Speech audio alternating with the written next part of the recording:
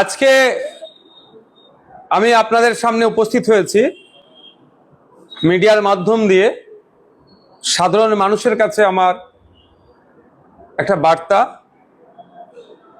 আমি অনুরোধ করব সাধারণ মানুষকে এগিয়ে আসুন, আমাদের পাশে থাকুন, সহযোগিতা করুন। আমাদেরই ভাঙড়ের মেয়ে নেহা লস্কর, পিতা বিশ্বজিৎ লস্কর, মাতা পিয়ালি লস্কর। বাচ্চাটি ক্লাস 8-এ ফাইনাল পরীক্ষার ঠিক কিছু পূর্বেই রোগে আক্রান্ত হয়। অলরেডি এখন ডায়ালিসিস চলছে, অর্গান চেঞ্জ করতে হবে। ভালো ছিল, খেলাধুলা পড়াশোনা যথেষ্ট পারদর্শী ছিল, হঠাৎ এই ভয়ঙ্কর রোগে আক্রান্ত হয়ে যায়। আপনারা সবাই জানেন বিশাল ব্যয় সাপেক্ষ। পরিবারের একমাত্র উপার্জনকারী হিসাবে বাবা আছে, কিন্তু যা উপার্জন করে, এই যে একটা হেভি খরচ, প্রায় 15 লক্ষ টাকার অধিক খরচ, এনার পক্ষে একা টানা সম্ভব নয়। আমি বিধায়ক হিসাবে আমি আমার সমর্থনে আমি অবশ্যই সহযোগিতা করব, কিন্তু আমার দ্বারাও সম্ভব হয়ে উঠবে না।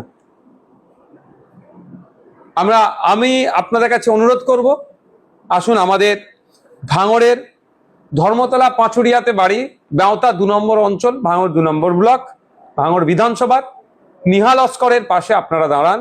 আপনাদের যার যেমন সামর্থ্য হবে দিয়ে সহযোগিতা করুন, এ যেন শারীরিকভাবে সুস্থ হয় এবং পড়াশোনাকে যাতে কন্টিনিউ করতে পারে, এর জন্য আপনাদের কাছে আমি আবেদন করছি। আমার হাতে একটা স্ক্যানার আছে, তার ছবি জেরক্স কপি আছে। এটাতে আপনারা আপনাদের সামর্থ্য অনুযায়ী আপনারা দেবেন।